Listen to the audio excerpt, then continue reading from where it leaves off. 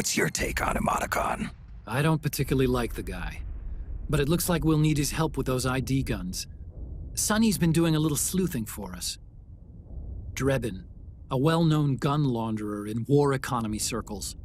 He's a businessman who deals mainly in selling black market firearms to small PMCs and local militia. Somalia, the Balkans, Lebanon, Darfur, Chechnya, Timor, Peru, the Punjab, Kashmir, Colombia. This guy really gets around. How's he pull it off, anyway? You can create a non-ID gun by replacing the ID recognition chip with a counterfeit version. This enables you to bypass the ID recognition process and use the gun. The problem is that there's still a record of the chip being replaced on the system side. Drebin's an employee of AT Security. He must have connections on the inside erasing records for him. You think the Patriots are involved somehow? I'm not so sure. If the Patriots were running the system from behind the scenes, then a weasel like Drebin would be a real pain in their collective ass. Can he be trusted? Remember, Drebin's a green collar. He makes his living off the war economy. He doesn't let emotions get in the way of business, and he never gets his own hands dirty. The only thing he trusts is money. I share your concern, but what if we keep him at arm's length? Use him only to get intel and the supplies we need. Keep it strictly business. All right.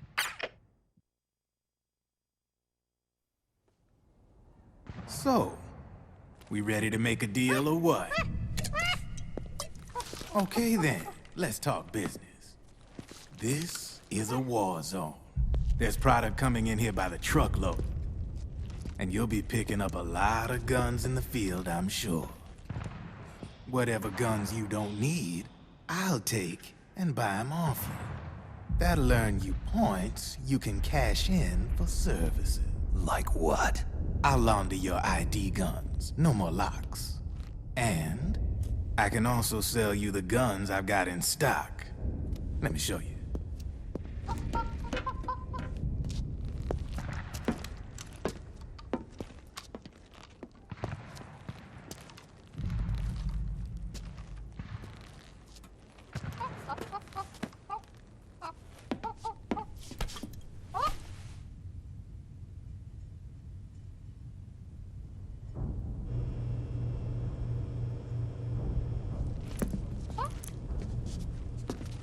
To ensure you can use non-ID guns, I'm gonna have to suppress the old nanomachines you got in you. Otherwise, they'll interfere with the system. Here, stick yourself with this. It's full of suppressor nanomachines. Relax, it won't hurt. You're scared of needles or something?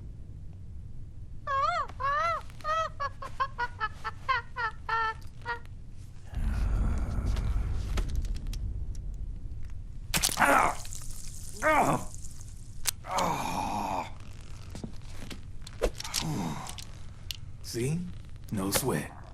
Now you can use non-ID guns, no problem. Hey, be nice to our guest. Step outside.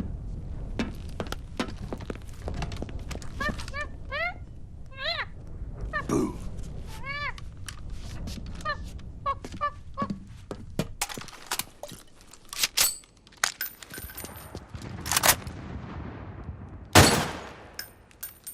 There you see? No problem. From now on, when you pick up an ID gun that says lock, you just let me know. You name it, I can launder it. Of course, it'll cost you. The going rate depends on the war price at the time.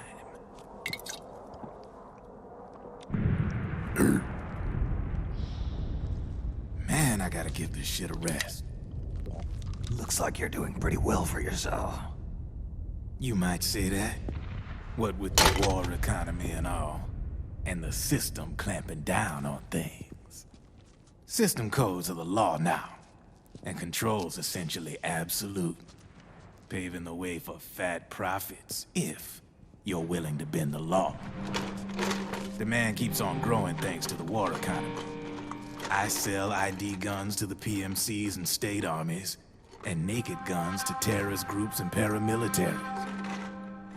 And these ID guns can't be sold on the black market. System's practically a license for us arms dealers to print money. Privatizing the military's made the PMCs big and bloated.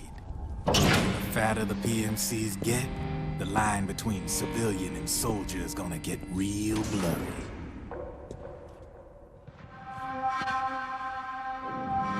Sooner or later, the whole damn human race is gonna be green collars. More like we're all gonna be fighting proxy wars.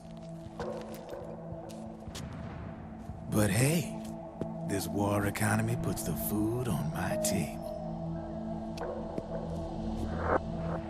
You're a green collar too, aren't you? Yeah, it's in your eyes. You've seen a lot of combat. What makes you think you know me? Nothing to be ashamed of. I'm the same way. I grew up here too. I got no interest in the outside world. All right then. If you need me, holla. We specialize in speedy service. Catch my drift?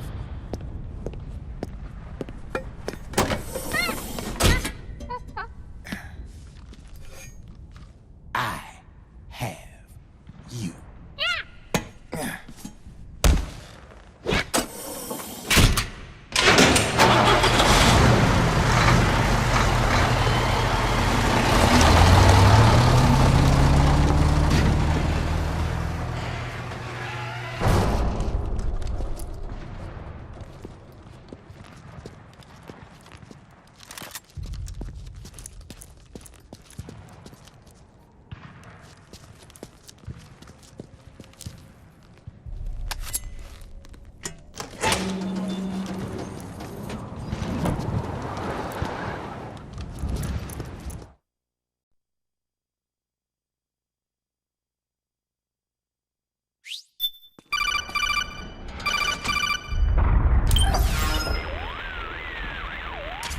I know what you're thinking, but Drebin does have a point. The world depends on war, on the war economy. Can you imagine what would happen if war just disappeared overnight? Otacon, you and Drebin both mentioned something about a war price earlier. What did you mean by that? It's a kind of market price, one that fluctuates according to demand, not only for PMCs and military industry, but for the production, distribution, and energy supply networks that support them. It's been growing by leaps and bounds, and investors are really starting to take notice. As the fighting in any given area becomes increasingly intense and prolonged, the war price goes up. No doubt Drebin's rates are linked to that war price. The longer and bloodier a battle becomes, the higher service prices are going to get. To put it another way, the quieter things are, the better the bargains. Snake, we'll use the Mark II to deal with Drebin from here on out. He's what you might call a street vendor. The Mark II can act as a kind of delivery boy, connect you with him. I'm adding a Drebin menu item to the Mark II's weapon menu. Whenever you pick up multiple units of the same weapon, any extras will automatically be sold to Drebin. Any ammo that's inside gets added to your cache. In other words, you keep the ammo, and the weapon itself gets traded to Drebin for points. I see. You can then use the points you've earned to unlock ID guns or buy new weapons. Sounds good. We should assume Drebin has other agents collecting guns for him besides you, Snake. You know, freelance green collars who collect weapons in exchange for services? Guess I'll have to rely on him for now. Okay. Now go meet up with our informants, Rat Patrol.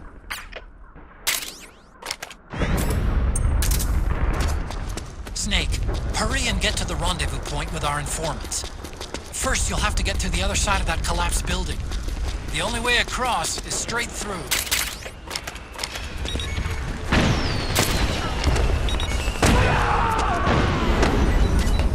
Careful, Snake. The walls could come down any second.